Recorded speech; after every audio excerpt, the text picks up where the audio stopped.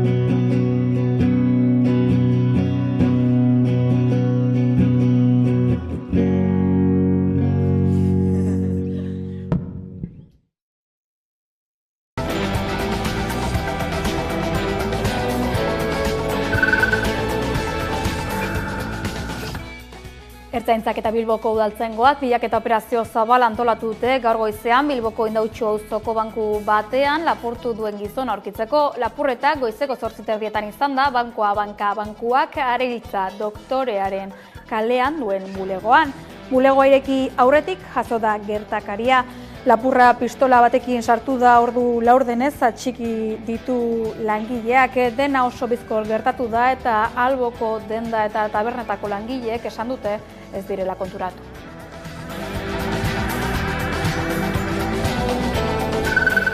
Ertzaintzak 53 eta 54 urteko bi gizon atxilotu ditu Donostian beste baten hilketarekin harremana dutelakoan. Barte gauean egin zituzten atxiloketak ertzainak Antigua auzoko Mikelete kaleko etxe bateko liskarrak ikertzera joan zirenean. Behin sartuta gizon baten hilotza aurkitu zuten lurrean ageriko lesio markekin. Mediku zerbitzuak bertaratu zirenean ezin izan zuten ezer egin eta gizona hilda zegoela baieztatu zuten. Hildakoak Poloniako herritartasuna zuen. Indarkeria zantzuak ikusita, ertzainek etxean zeuden beste bi gizonak atxilotu zituzten. Ertzaintzak ikerketa hasi du zer gertatu zen argitzen saiatzeko.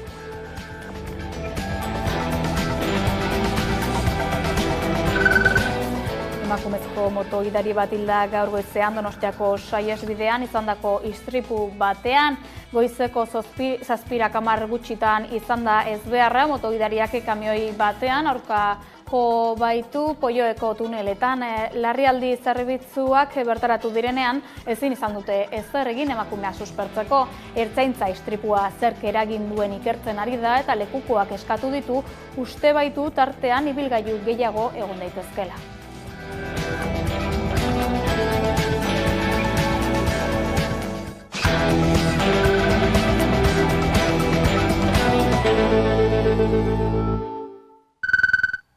Arratsaldeon guztioi, EITBek antolatutako eztabaidak ekarritako parentesiaren ostean, kanpainari ekin diote berriro hautagaiek norbere aldetik eta bakoitzak gai desberdin bat aukeratuta euren mezuak hitzarteratzeko. Entzun gaur goizeko kanpainaren laburpena. Hautagai guztiak elkartu dituen eztabaidaren ostean, EH Bilduk Zamudiora eraman du hauteskunde kanpaina inbertsio funts publiko baten beharrak berresteko. Gaur Euskaltelen aurrean gaude erakunde publikoak diru publikoarekin sortu eta gero kapitalari saldu zioten enpresaren aurrean. Berriro diogu, industria eta ekonomia politika gidatuko dituen gobernua behar dugu. Industria politika egiteko tresna ere badugu. Funts soberanoa, beraz, politika industrial aktiboa eta inbertsio publikoa herri honetako industriak inoiz galdu behar ez duen lekua berreskuratu dezan. Gasteizen izan da Eusko Alderdi Jeltzalea. Imanol Pradales buru eta Osakidetza izpide konpromiso hartu du etengabeko arretagune berria martxan jartzeko. PAK delakoen inguruko berrikuspena bat Euskadi osoan eta hori kontutan hartuta hemen Gasteizen gaur ere bere momentan helarazi nuen Arabatik hasiko ginela, Gasteizetik hasiko ginela eta gaurko konpromisoa da profesionalekin batera topatzea nun eta nola jarri behar dugun martxan PAK berri bat Gasteizen. Alderdi sozialistak ere Gasteizen egin du agerraldia, Aroa Gilete Arabako zerrendaburuak mugikortasun jasangarria eta gizarte kohesioa sustatzeko autua egin du besteak beste. Seme-alaben etorkizunarekin, pertsonen zaintzarekin, pentsioekin, desberdintasunarekin, indarkeria matxistarekin eta negozioekin zer gertatuko den jakin nahi dute. Eta horrek berak kezkatzen gaitu sozialistok. Sozialistak jendearen benetako arazoei arduratzen garelako. Lehenengo mailan egongo den kultura eredu berria hitzeman du Elkarrekin Podemosek Errenterian. Elkarrekin Podemosetik Euskadirentzako feministagoa eta hiritarragoa eta parte hartzaileagoa izango den kultura eredu berri bat proposatzen dugu Euskadi osoarentzat. Kultura bizitzaren erdigunean jarriko duena. Eta Sumarrek Sestaon esan du soldatak igoko dituela. Aurrekoan Ayuso eta oraingoan PPko bestelako presidente batzuk izan ditu lagun Javier de Andresek. No podemos renunciar a la salud por criterios identitarios, por criterios ideológicos. Tenemos que poner el servicio público por delante de cualquier otra cosa. Azken ahaleginak egiten ari dira hautagaiak ostiral gauerdian amaituko den kanpainarako. Esan bezala, azken txanpan sartzen ari da kanpaina eta alderdiei 3 egun baino ez zaizkie gelditzen hautesleak erakartzean saiatzeko. Udan Arbeo. 1.800.000 herritar daude deituta igande honetako hauteskundeetarako apirilaren 21ean egingo diren legebiltzarreko hauteskundeetarako eta horietatik 75.000 gazteak izango dira lehenengo aldiz bozkatuko duten herritarrak eta finean horien esku dago Araba, Bizkaia eta Gipuzkoako etorkizuna. Testuinguru honetan jokoan dagoena da legebiltzarreko 75 eserleku, 25 eserleku eta hautetsi lurralde bakoitzeko eta mapa politikoa begiratuta gogoratu behar dugu hauteskunde kanpainak azken egunak dituela aurretik, ostiralean amaituko da alderdiek azken eguna izango dute ostiralean herritarrei botoa eskatzeko, bitarte horretan proposamenak helarazten ari dira herritarrei euren arreta deitu nahia, baina proposamena bakarrik ez, alderdi batetik besteari mezuak zuzenak ari dira bidaltzen, testuinguru honetan entzun ditzagun, esate baterako Imanol Pradales jaiotako, lehendakari gaia eta Arkaitz Rodriguez EH Bilduren Gipuzkoako zerrendaburua. Eta bi aukera daudeak. Euskadiren gure autogobernuaren eta gure erakundeen aldeko apustu sendoa egin dugunok, edo etengabe gurpiletan makilak sartzen ibili direnak. Zarata egiten dute, ez dutelako nahi, jendeak hitz egin dezan osakidetzaz, etxe bizitzaren arazoaz edo bizitzaren garestitzeaz. Zarata egiten dute, ez dutelako nahi, jendeak gogora ditzan Zaldibarko desastrea edo pandemiaz egin zuten kudeak eta kaskarra. Zarata egiten dute, nahi dutelako jendeak ahantz ditzan amigismoa, klientelismoa, entxufismoa edo Hamaika de Miguel kasuak, baina bereziki zarata egiten dute beldur ikaragarria diotelako Euskal Herria Bilduk ordezkatzen duen proiektuari. Entzun orain alderdiek Araban eginiko proposamenak. Gasteizen etengabeko arreta gune berri baten irekiera agindu du Imanol Pradales EAJaren lehendakarigaiak.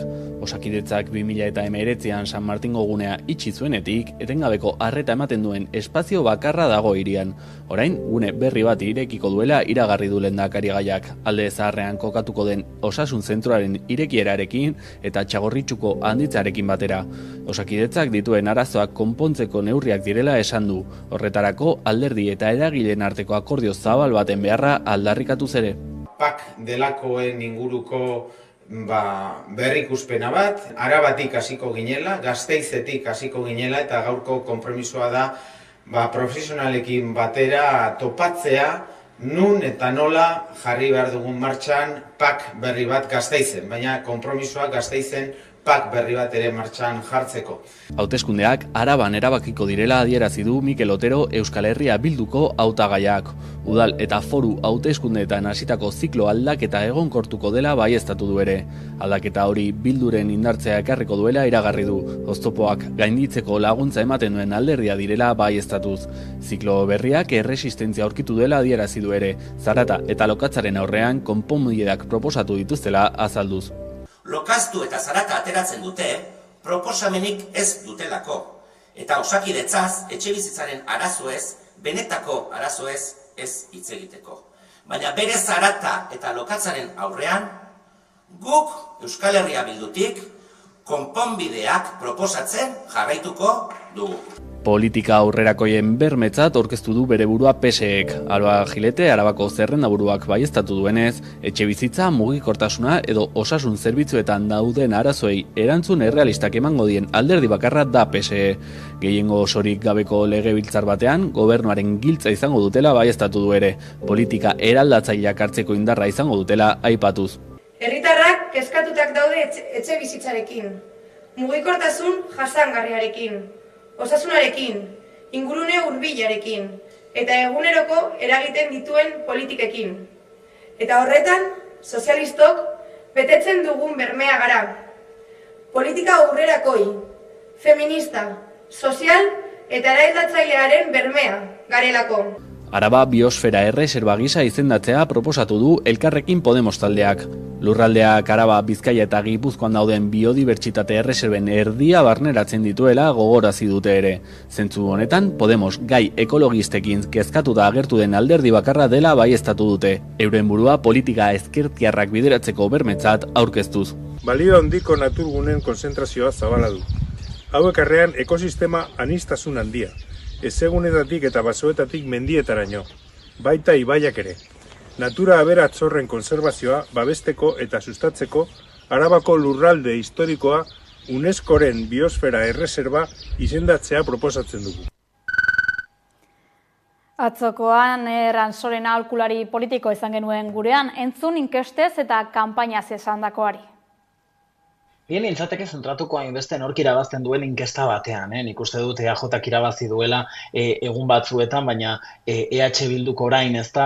Argi dagoena da bi alderdiren arteko egundoko konfrontazioa dagoela datuetan ere bai. Ez da, hemen kartelak ikusten ari gara eta egia da lema horiek oso garrantzitsuak izaten ari direla. Ez da, hemen aukeratu Euskadi elige bienestar horretan zentratu da EAJ, bi modelo horietan zentratu nahi dutelako kanpaina eta hala egin dutela. Ez da, egunero ikusten ari gara zein den EAJaren estrategia hori, ez da, EH Bilduren modelo investigazioan edo probetan jarriko duten modelo hori, eta EAJarena betikoa, emaitza onak eman dituena, eta hori da saldu nahi dutena, ez da. EH Bilduren kasuan hain zuzen ere, EH Bildun zentratzen dira, eta herri honek daukan gerora begirako proiektu horretan, ez da. Horregatik aldaketa da orain urgentzia hori lantzen dute kanpaina honetan, hemen ikusten dugun bezala, Peio Otxandiano hori ez da gerora begira dago, el futuro está en tus manos, mezu horrekin esan nahi dute,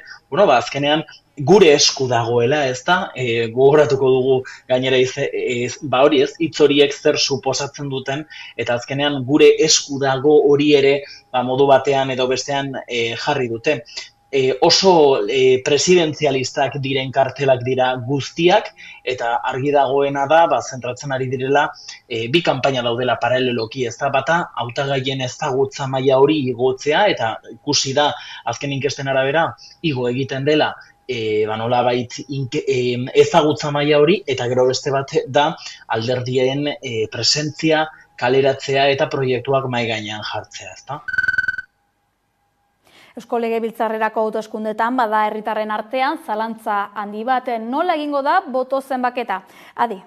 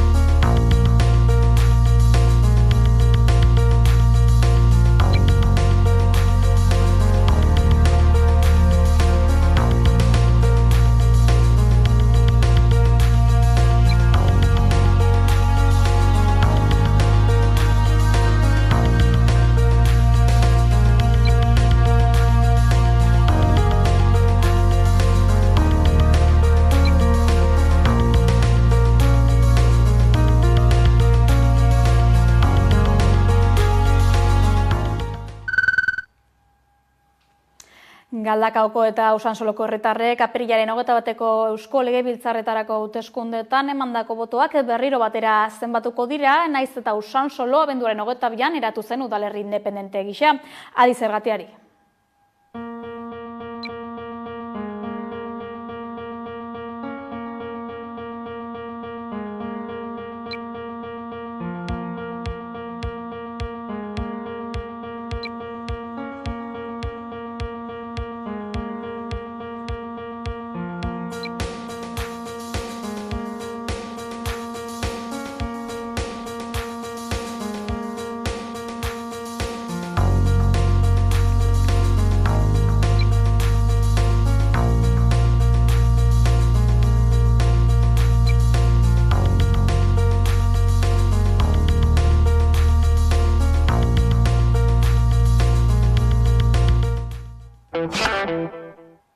Usansolotik Igeldoragoa, Zudane Arbeo.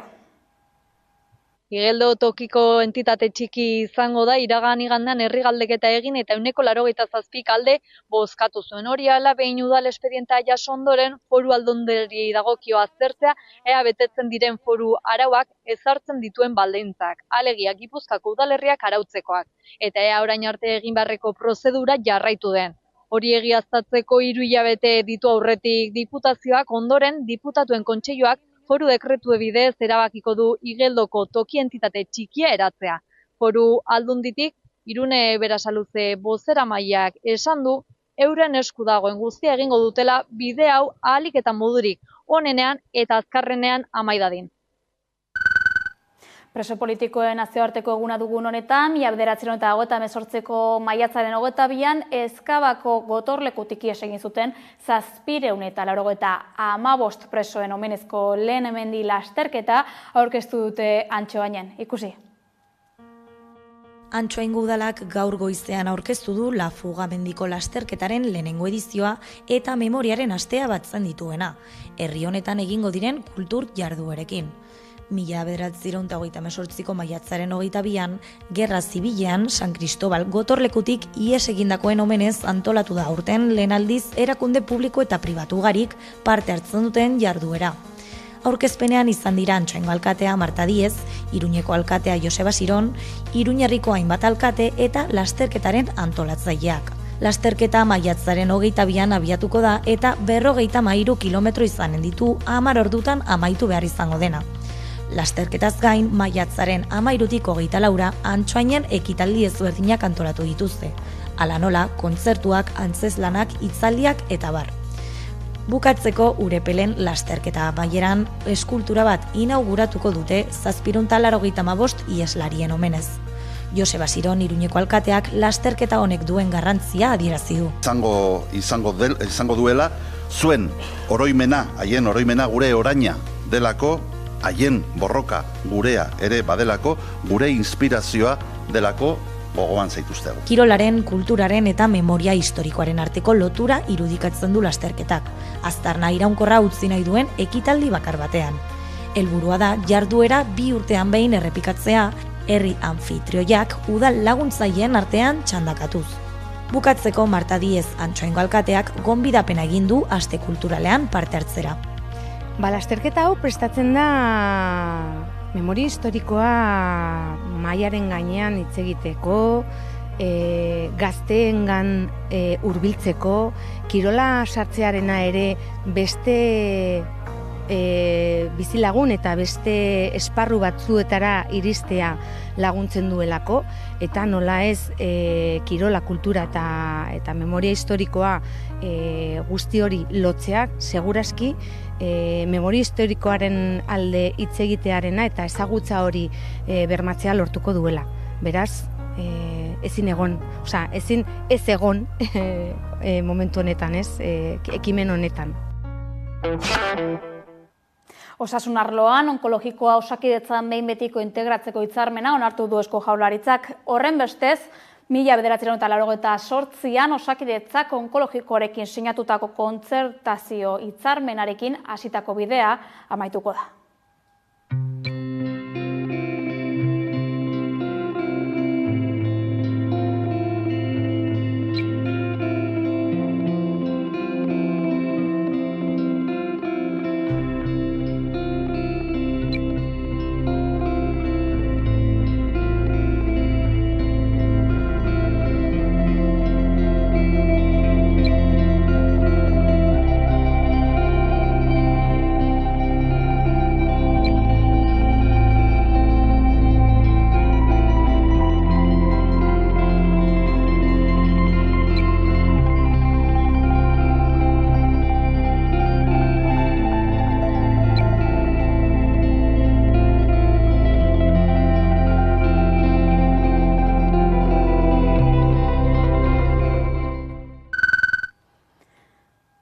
Araban, gizarte osoari premiazko deia egin diote Arabako residentzietako langileek, Arabako egoitza eta etxebizitza komunitarioetako langileek 4 urte baino gehiago eta 52 greba egun egin dituzte dagoeneko sektoreko lehen hitzarmenaren alde.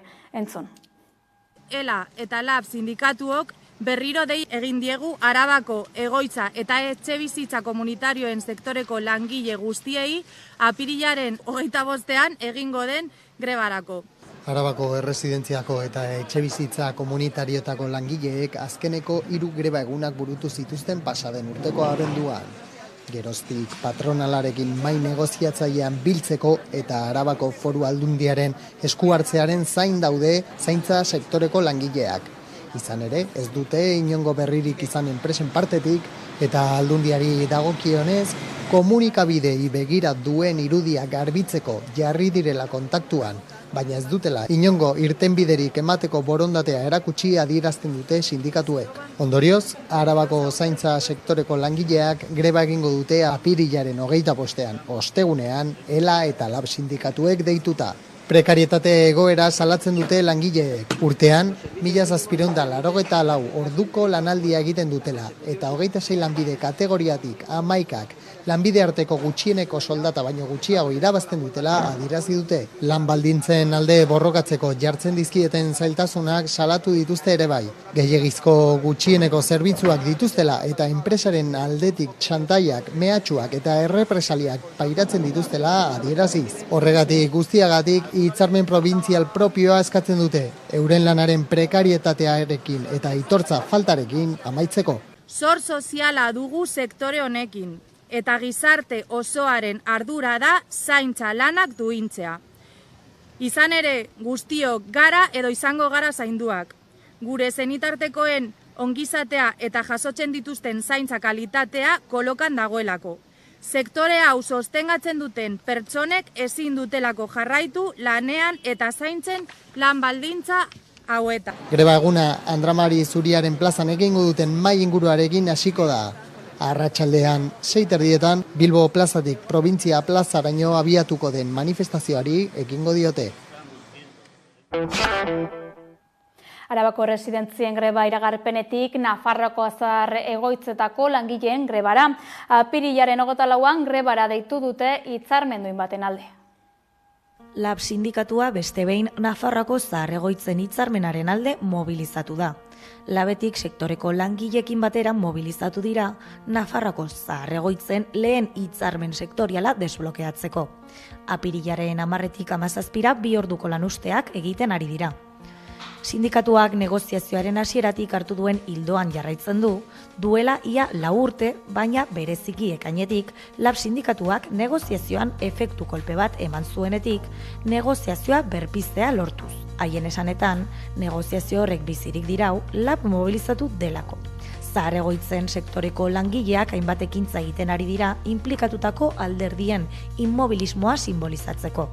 Horretarako errepide mozketa batzuk egin dituzte gizarteari duela 4 urtetik ona bizi duten egoera ikustarazteko. Argi utzi dute prestaudela Nafarroako patronalarekin eta gobernuarekin hitz egiteko eta biltzeko. Labeko Leire Arzuagak egingo duten mobilizazioen berri eman du. Ikusirik negoziazio maila ez dela berriro aktibatu, apirilaren 24an greba egun batera deitzen dugu, eta bertan beste ekintza simboliko bat egingo dugu entzierroaren ibilbidean. Langileok eta gure adinekoek jasaten dugun harrapaketa ikusaraziz. Beraz, argi utzi nahi dute mobilizatzen jarraituko dutela, ez dutela utziko patronalik aberasten haien kontura. Dei egin dute apirilaren 24an egingo duten greba egunean parte hartzera.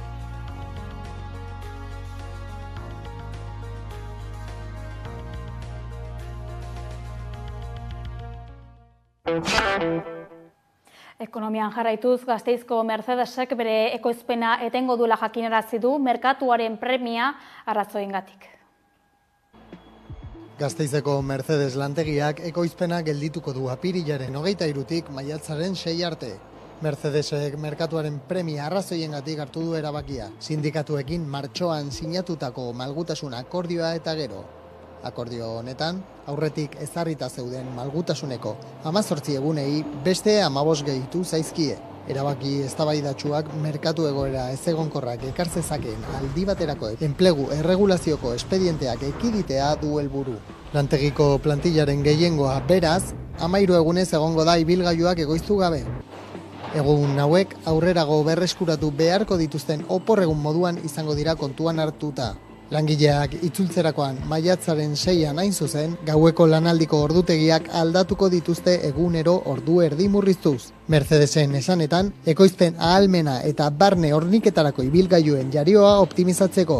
Gaueko txandako ordutegian murrizketak egin ziren dagoeneko urtarrilean. Murrizketa berri honen ondorioz, muntai gordin eta pintura sektorea adibidez, 6 ordu eta erdiko txandarekin utziko dute.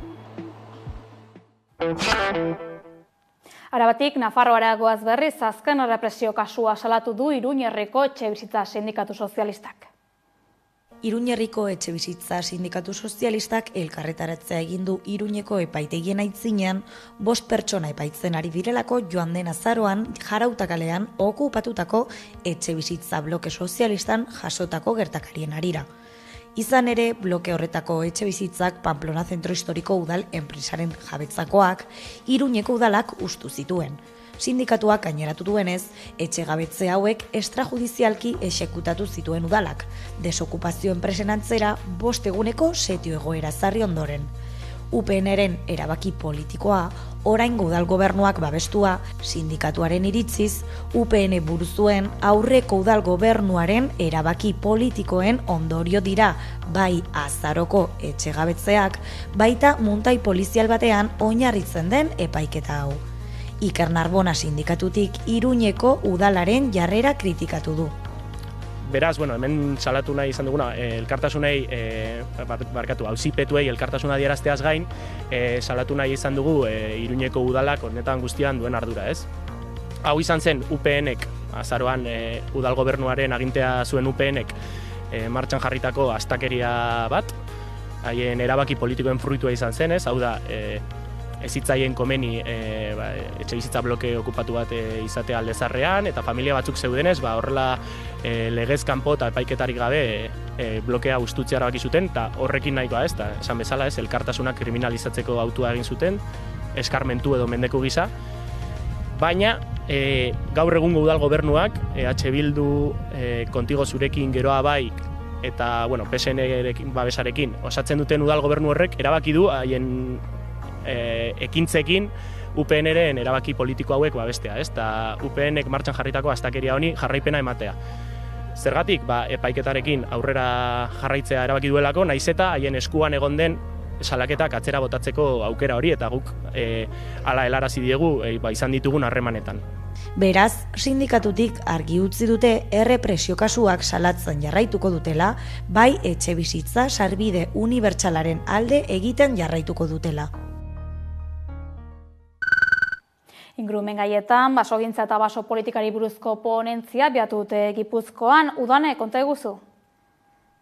Gipuzkoako basogintzari eta baso politikari buruzko ponentzia abiatu dute Gipuzkoako batzar nagusietan duela hilabete ekin zioten. Honi, basogintzaren sektorea ezagutzen duten 35 adituek beren ikuspegia aurkeztuko dute uztailera bitarte eta hainbat esperientzia partekatuko dituzte arlo horretan, lurraldeak etorkizunean izango dituen erronkei aurre egiteko helburutza dute egungo basoen eta basogintzaren egoera zehatza ezagutzea eta etorkizunean basogintzatik espero dena aztertzea. Ildo horretan atzo bigarren agerraldia izan zuten, bertan izan ziren Enba elkarteko bi kide, Xabier Iraola eta Xabier Zuziaurre, eta bertan azpimarratu zuten ezinbestekoa dela basoen zaintza eta kudeaketa helburuak desberdinak izan arren, finean basoen zaintza eta kudeaketa ezinbestekoa direla. Ezinbestekoa da oreka hori mantendu ahal izateko basoaren kudeaketa bat egitea. Basoak eduki ditzazke funtzio batzuk, batzuntzako izango da aisialdirako, beste batzuntzako izango da perretxikuk biltzeko, beste batzuntzako izango da urriturri txukun mantentzeko, eta beste batzuntzako izango da egurre ateatzeko. Jabe bakoitzak eta gizartek hainbat funtzio ematen dizkio baso horrei, ez? Eta helburuk ere diferente die. Helburu ekonomiko balimadia edo ingurumenaren aldetik balimadia. Baina argi dakeuna da, bai helburu batekin edo bestekin, kudeatu egin behar dela. Kudeatu ez du esan nahi, esplotatu. Besterik ez gure aldetik, informazio gehiagorako badakizue kuskuxatu gure sare sozialak edo sartu hamaika.eus atarian. Arratsalde ona pasa.